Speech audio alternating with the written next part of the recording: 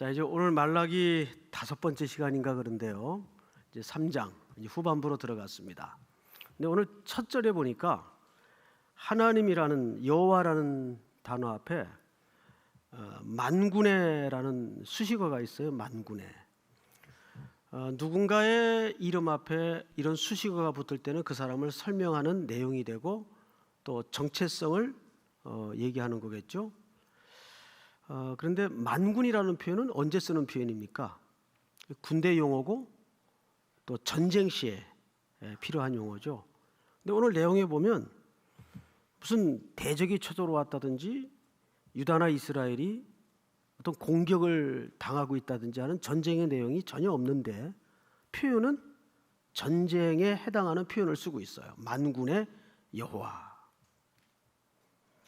이유가 뭘까요? 이유는 간단합니다. 하나님께서 누군가를 대상으로 지금부터 전쟁을 하시겠다는 겁니다. 누구를 대상으로 전쟁할까요? 바로 하나님의 택한 구속의 백성들을 향한 사랑의 전쟁을 선포하시는 겁니다. 여러분 혹시 그 임재범 씨가 부른 너를 위해라는 노래 아시죠? 처음 들어보세요? 네, 그 노래 참 좋아하는데 설교 시간에 직접 부를 수는 없고 가사에 이런 내용이 있어요. 날 세상에서 제대로 살게 해줄 유일한 사람이 너란 걸 알아. 나 후회 없이 살아가기 위해 너를 붙잡아야 할 테지만 내 거친 생각과 뭐 이런 불안한 눈빛과 그걸 지켜보는 너, 그건 아마도 전쟁 같은 사랑. 난 위험하니까. 위험한 사람들 많이 앉아 있어요 지금. 사랑하니까. 그런데 그 다음 가사가 너무 슬퍼요. 너에게 떠나줄 거야. 맨 끝에도 보니까 난 사랑하니까 또 위험하니까 너에게서 떠나줄 거야. 너를 위해 떠날 거야. 사람끼리 만나서 사랑을 하는 건 정말 전쟁 같아요. 그죠? 치열하잖아요. 근데 부모 자식 간의 사랑도 전쟁이에요. 사실은. 인간의 사랑은 전쟁 같은 사랑인데 놀랍게도 하나님의 속성 속에도 이 전쟁 같은 사랑이 있어요. 근데 인간의 사랑은 그러다가 사랑해서 헤어지기도 하고 놔주기도 하고 포기하기도 해요. 어쩔 수 없어서 물리적인 이유 때문에 떠나기도 합니다. 그런데 하나님은 오늘 이 본문을 시작하면서 만군의 여호와, 즉 내가 사랑하는 너희들을 향해서 이제부터 나는 너희하고 전쟁하겠다. 근데 하나님의 전쟁은 어떻게 끝이 나는가? 우리 마지막 그 6절을 한번 볼까요? 나 여호와는 변하지 아니하나니 그러므로 야곱의 자손들아 너희가 소멸되지 아니하느니라. 믿습니까? 하나님이 아주 끝까지 우리를 놓지 않겠다는 얘기예요. 이걸 보통 우리 신학적인 용어로 뭐라고 표현을 하죠? 언약의 사랑. 그래서 오늘 말씀의 제목이 언약의 사자입니다. 이제 그 내용으로 도대체 하나님은 우리를 향해서 어떤 전쟁 같은 사랑을 걸어오시는가 한번 보도록 하십시다.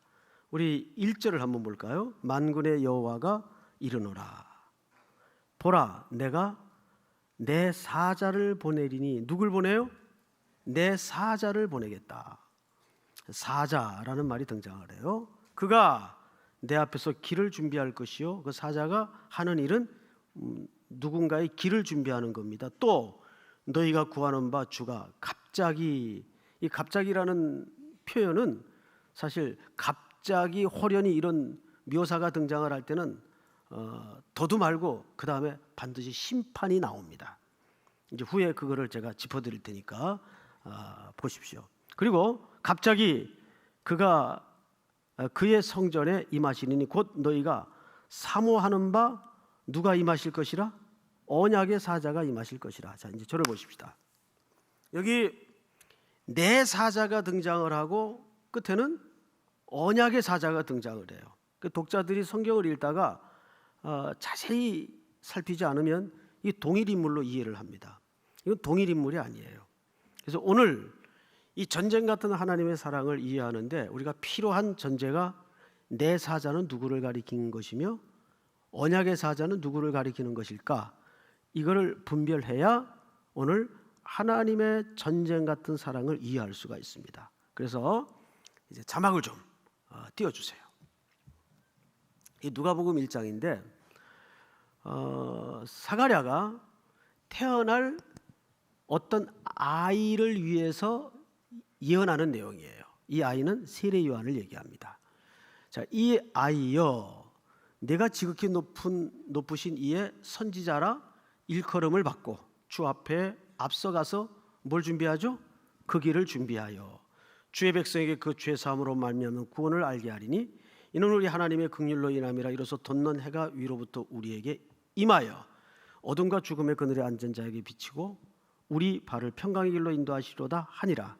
아이가, 자 여기서부터 시작.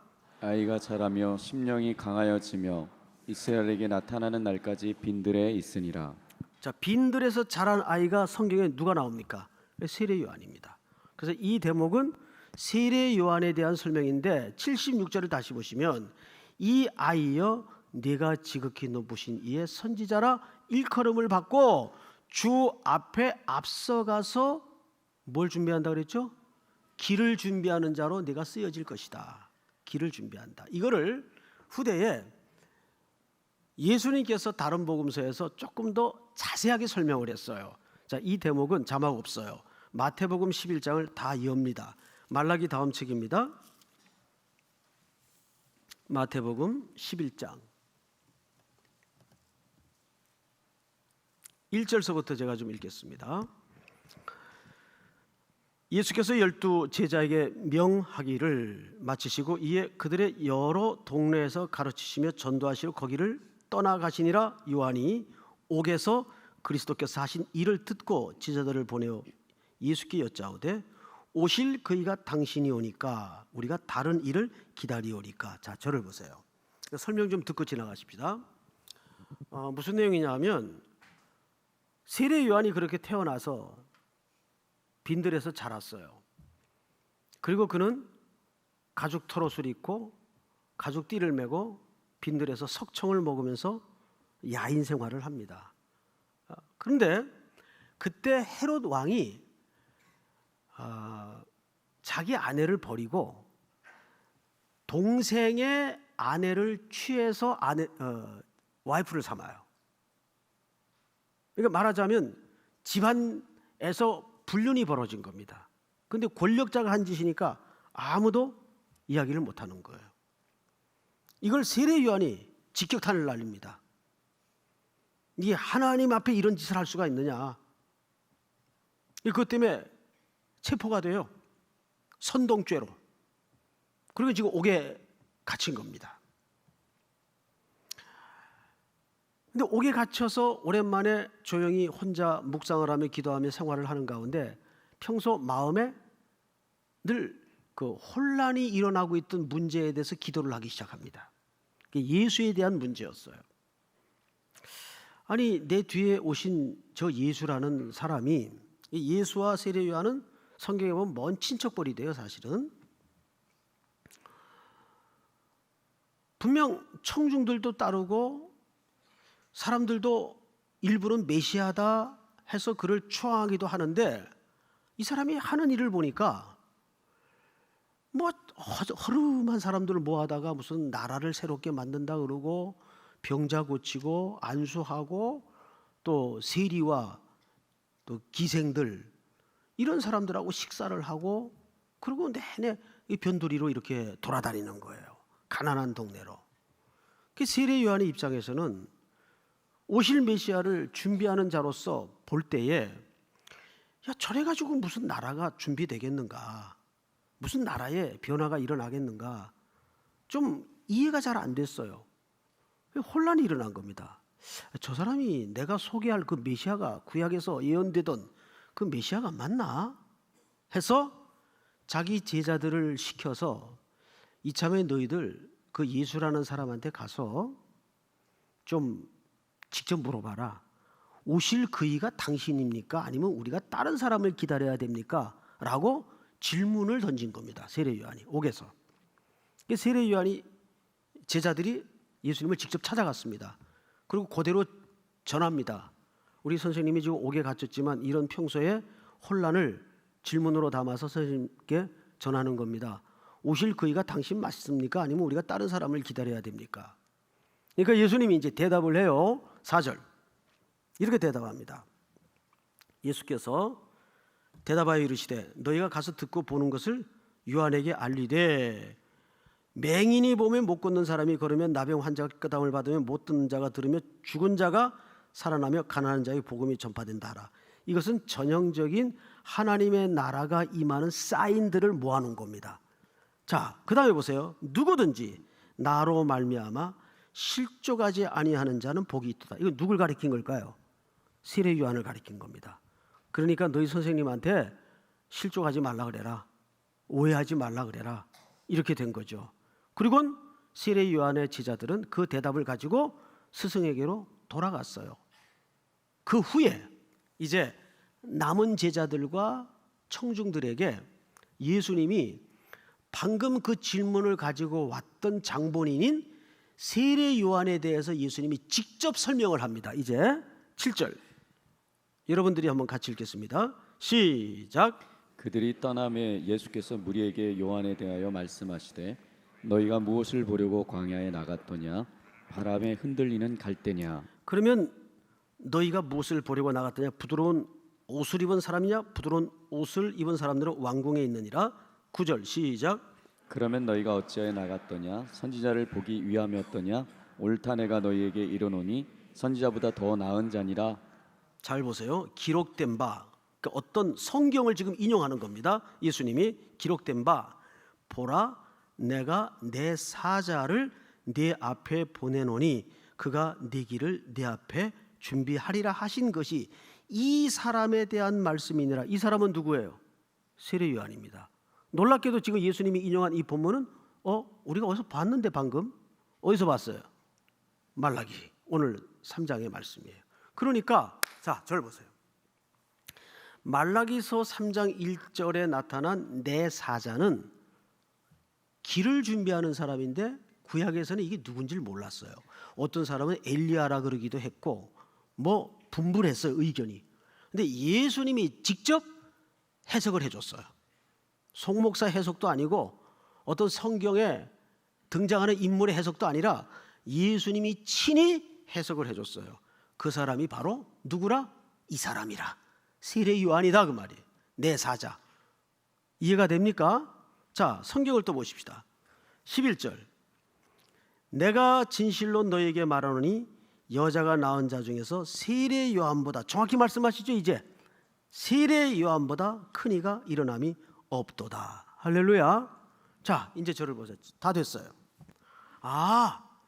말라기 3장 1절의 내 사자는 주의 길을 예비하는 사람인데 누구를 가리킨 건가 하면 신약에 등장한 인물이지만 사실상 구약의 마지막 선지자인 세례 요한을 가리킨 얘기였구나. 자, 3장 1절로 다시 돌아가서 보십시다. 3장 1절 하반절을 한번 볼까요?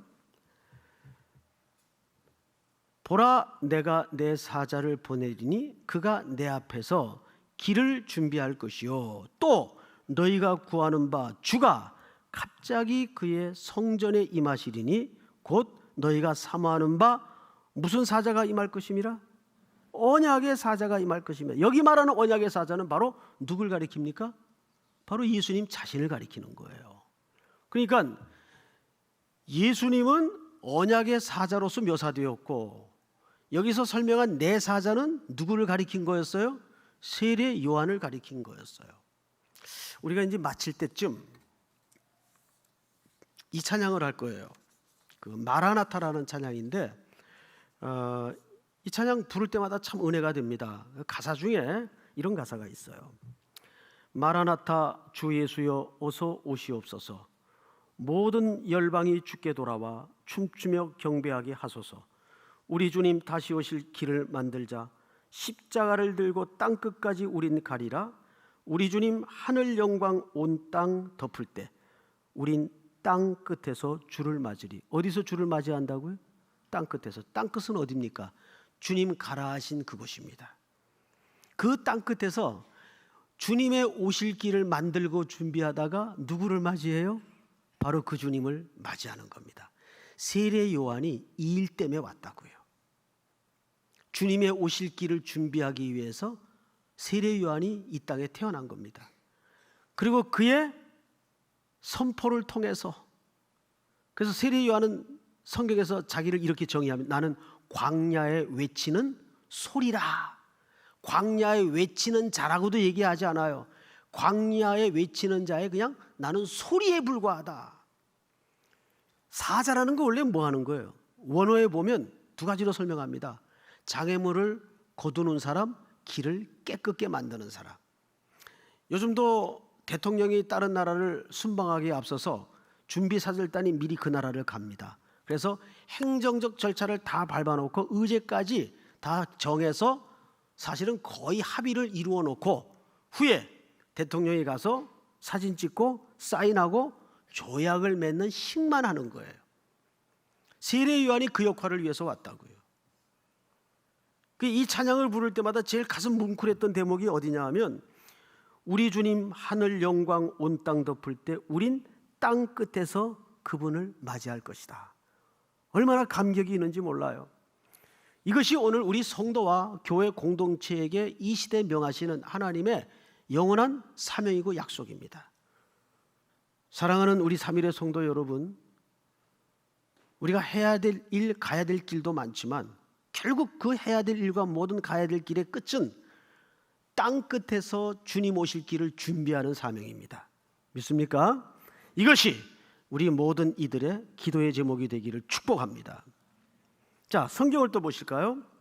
말라기 3장을 보시면 언약의 사자가 임하실 것이라. 그가 임하시는 날을 누가 능히 당하며, 심판이 나옵니까 안 나옵니까? 등장을 합니다. 능히 당하며 그가 나타나시는 때 누가 능히 서리요? 그는 금을 연단하는 자의 불과 표백하는 자의 잿물과 같을 것이라. 자, 저를 보실까요? 두 가지로 설명을 하죠. 주님이 갑자기 오시는데, 호련히 오시는데 두 가지 임무를 가지고 오신단 말이죠. 첫째는 금을 연단하는 자의 불같이 오시고, 불은 무슨 기능이에요? 언제나 성경에서 불은 심판입니다. 모든 걸 깨끗게 하시는 기능입니다. 심판이에요. 주님은 이 땅에 오신 첫 번째 목적이 심판을 위해서 오시는 거예요. 사실은 여러분, 이 사실을 잊어버려서는 안 돼요. 그리고 주님은 이 땅에 이미 오셨고 심판은 시작이 되었습니다. 그래서 종말은 언제부터인가? 2000년 전 십자가에 예수님이 못 박히는 순간부터 종말이 시작이 된 겁니다. 왜? 바로 그 자리가 심판의 자리였기 때문이에요. 그러니까 저와 여러분들은 이미 심판을 받은 겁니까? 안 받은 겁니까? 이미 받은 겁니다. 근데 내가 받을 심판을 누가 대신 받은 거예요? 예수님이 대신 받은 겁니다. 그렇게 심판을 받으시면서 흘리신 보혈로 뭘 하셨죠? 우리의 주홍같이 붉은 죄를 표백으로, 표백하는 자가 잿물로 깨끗게 하는 것처럼, 양털처럼 흰눈처럼 우리 죄를 씻어주셨다고요. 그러니까 여기에서 잘 보세요. 정결케 하는 게 먼저예요? 심판이 먼저였어요? 심판이 먼저였어요. 이게 정확한 순서입니다. 그 심판은 내가 죽어야 될 자리였고 내가 받아야 될 십자가의 못자국이었습니다. 그런데 어린 양이신 예수 그리스도께서 이 땅에 심판주로 오시면서 우리를 사랑하시어 심판할 수 없으니까 대신 자기가 그 심판을 받아버린 겁니다. 그래서 저와 여러분들은 그 안에서 이미 심판을 받았어요. 그리고 그분의 흘리신 보혈의 공로로 우리는 표백하는 자가 제물로 깨끗이 옷을 세탁하는 것처럼 그 모든 죄악이 깨끗이 정결케 되었다는 겁니다. 믿습니까? 자, 그런데 성경을 보실까요? 3절. 그가 은을 연단하여 깨끗하게 하는 자 같이 앉아서 레위 자손을 깨끗이 하게 하되 금, 은같이 그들을 연단하리니 그들이 공의로운 제물을 나 여호와께 바칠 것이라. 여기 무슨 자손이 등장을 하죠? 우리가 지지난주에 공부했던 레위 자손이 등장을 합니다. 자, 잠깐 앞을 보십시다. 레위 자손은 아버지마저도 저주를 하면서 숨을 거둘 정도로 버려졌던, 저주받았던 대상이었어요. 너희들은 폭력의 도구로구나, 잔해하는 기계로구나, 너희의 모의에 참가하지 말지어다. 그리고 나중에는 어떤 저주를 퍼붓고 숨을 거둡니까? 야곱이 너희 족속 지파는 다 흩어져 버려라. 완전히 멸절을 선언한 겁니다. 그렇게 저주의 대상이었던 지파가 레위 자손입니다. 그런데 그들이 훗날 하나님의 어떤 도구로 쓰임 받나요? 하나님의 공의를 집행하는 도구로 쓰임 받고, 하나님의 말씀을 가르치는 도구로 쓰임 받고, 하나님의 백성들을 위해서 하나님 앞에 제물을 드리는 제사장 지파로 축복의 반열에 올라서게 됩니다. 이것이 누가 만든 사랑일까요? 그렇습니다. 하나님이 만들어 가시는 사랑이에요. 전쟁 같은 사랑으로 이들을 그렇게 만드신 겁니다. 그래서 그들이 공의로운 제물을 드리는 재판관이, 제사장이 된 겁니다. 자, 여러분, 가끔 집에서 아이들을 키우다 보면 애들이 언제 제일 많이 다치냐면 초등학교 들어가기 전과 직후에 제일 많이 다쳐요. 그때는 세 가지가 안 돼요. 첫째, 몸을 아직 자기 마음대로 컨트롤이 안 되는 나이입니다. 둘째, 또 마음이 절제가 안 되는 나이입니다. 그때는. 셋째, 제일 무서운 게 현실과 이상을 분간하지 못하는 나이입니다. 그래서 가끔 가다가 망토 뒤집어 쓰고 짜잔 그러고 날라요. 옥상에서, 아파트에서 배트맨 그러면서 그냥 날라버립니다. 아니면 우산 들고 뛰어내려요. 이 본권이 있으니까 하면 다 되는 줄 알고 애들이 이상과 현실을 헷갈려 버립니다.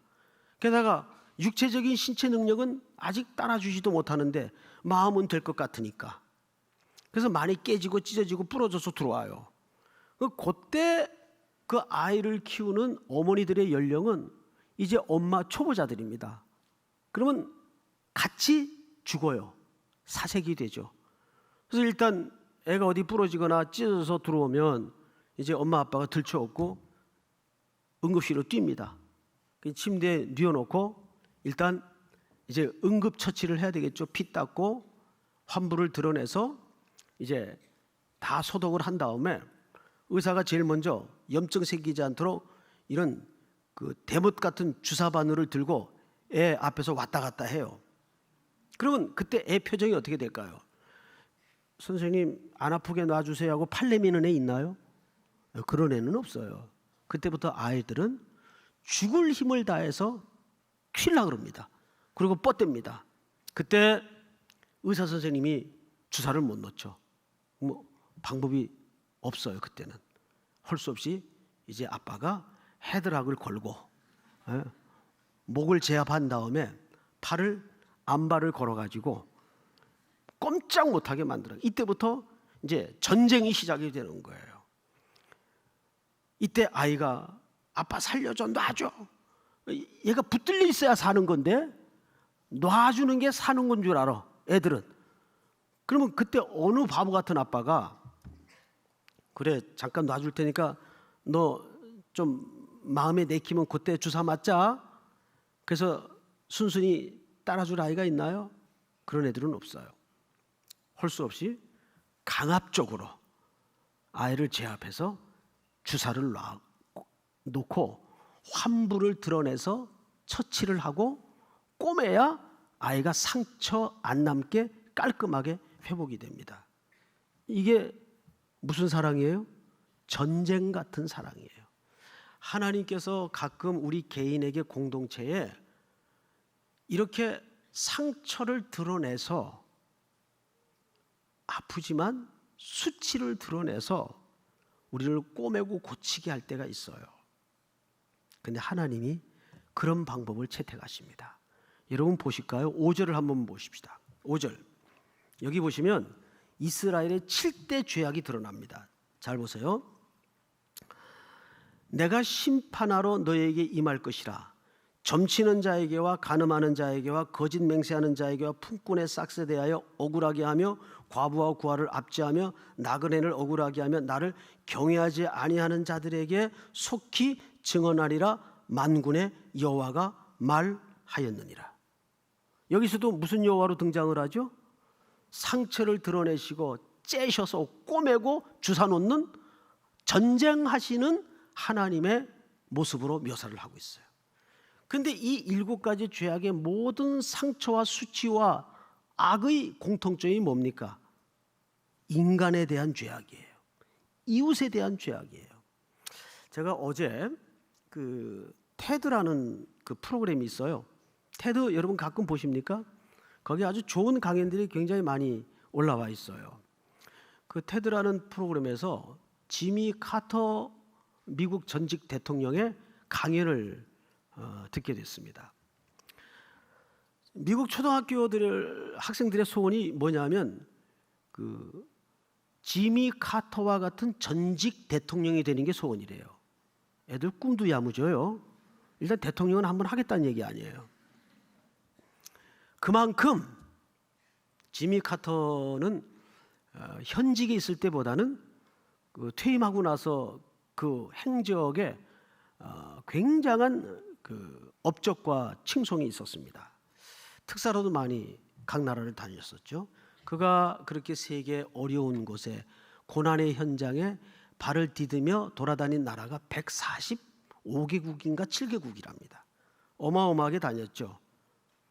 그러면서 전부 가난한 사람, 오지에 있는 사람, 매춘굴, 인신매매 현장, 테러의 현장, 분쟁의 현장, 전쟁터 이런 데를 계속 돌아다니면서 집을 지어주고 먹을 걸 모아다 주고 이런 일을 한 거예요. 그리고 이제는 연세가 굉장히 높으세요. 그래서 건강도 많이 안 좋고 해서 예전만큼 그 활동은 못 하시는데 아직도 이렇게 그 말하는 걸 보니까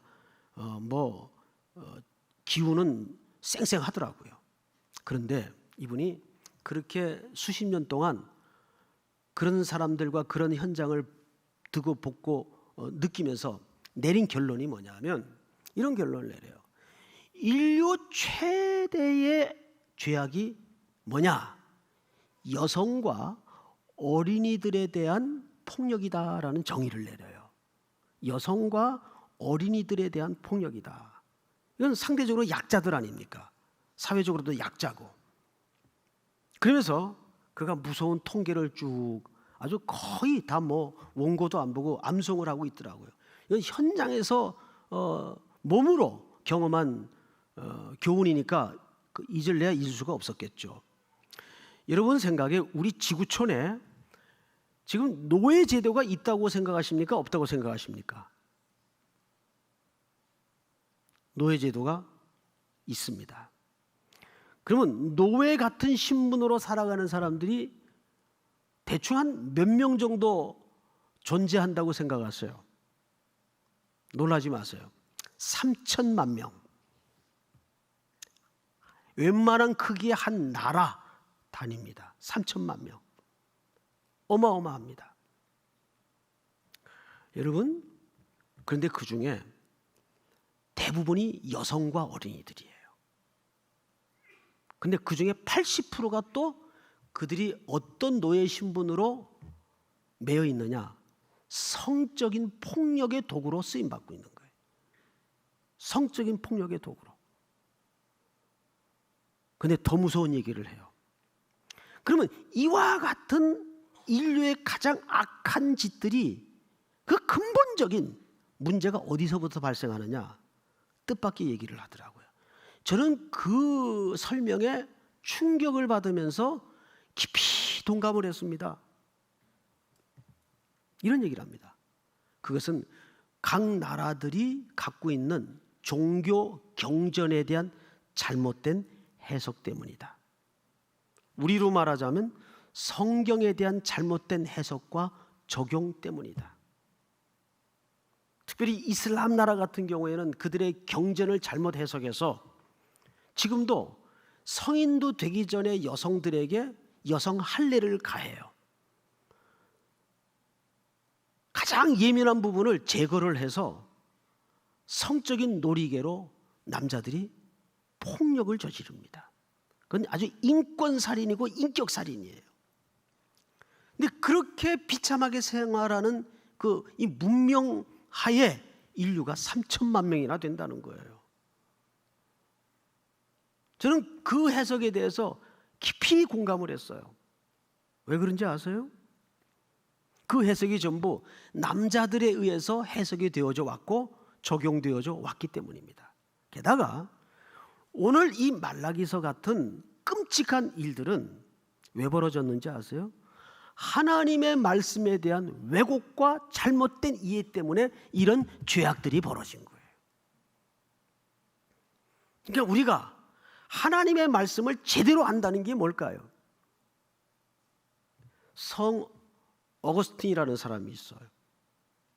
이분이 아주 유명한 경구 하나를 얘기한 적이 있습니다. 이런 경구입니다.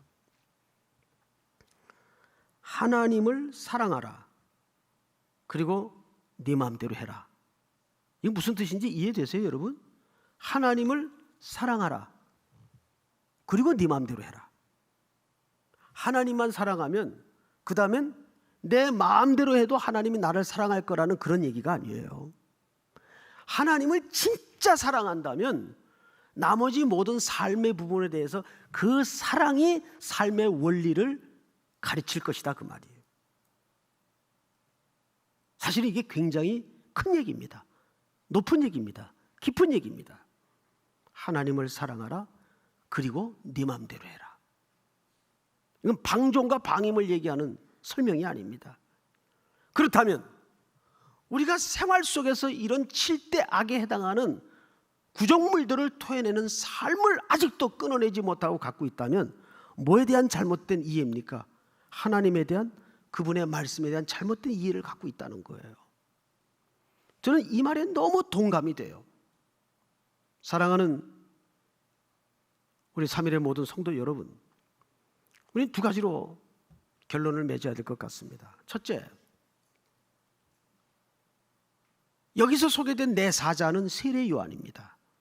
그분은 초림에 오실 예수 그리스도를 길을 준비하는 자로서 소개되었어요. 그렇다면 오늘 이 시대의 교회와 성도들은 이 광야 같은 벌판에서 어디가 길인지를 모르고 헤매는 수많은 깜깜한 무지몽매한 영혼들을 향해서 다시 오실 주님의 그 길을 만들고 준비하는 자로서 마라나타의 찬양의 가사의 고백처럼 그 땅끝에서 주님을 맞이할 준비되는 자가 되어야 되지 않겠어요? 우리가 그렇게 준비하다가 주님을 맞이할 수 있다면 얼마나 행복자일까요? 두 번째는 하나님은 그렇게 우리를 사랑하시기 위해서 바로 언약의 사자를 이 땅에 그리스도의 이름으로 보내셨어요. 그 언약이라는 이 의미가 뭘까요?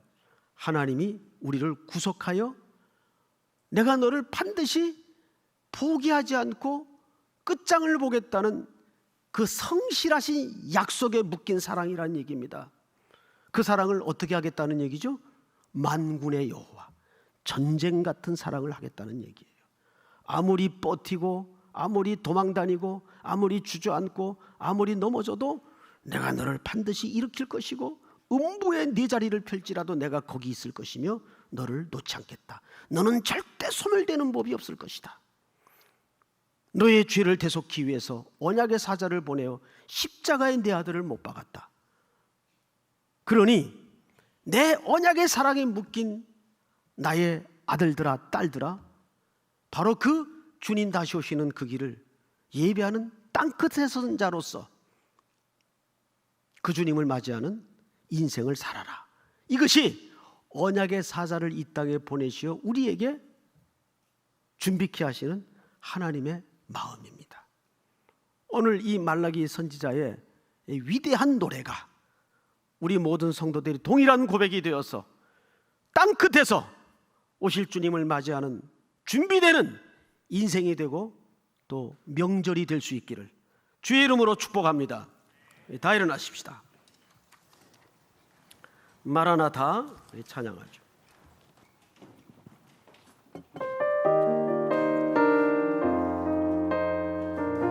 마라나타 마라나타 주 예수여 어서 오시옵소서. 어서 오시옵소서. 땅의 모든 끝 모든 족속 주를 찬송하게 하소서. 주를 찬송하게 하소서.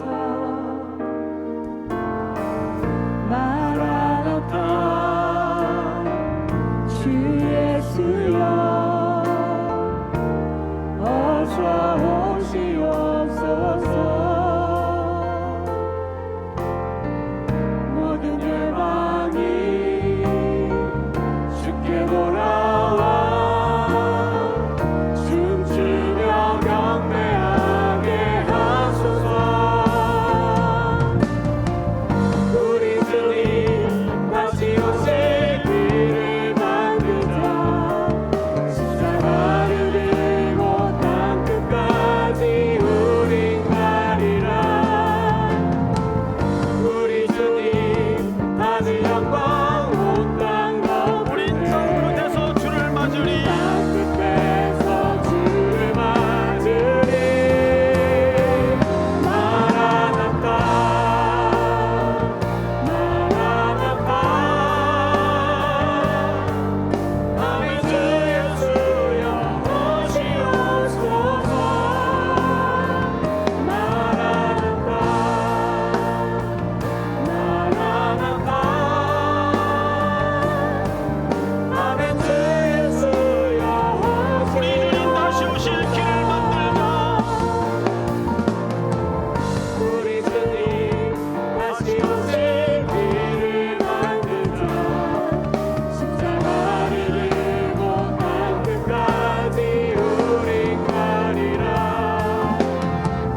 우리 주님 하늘 영광 온 땅 덮으네.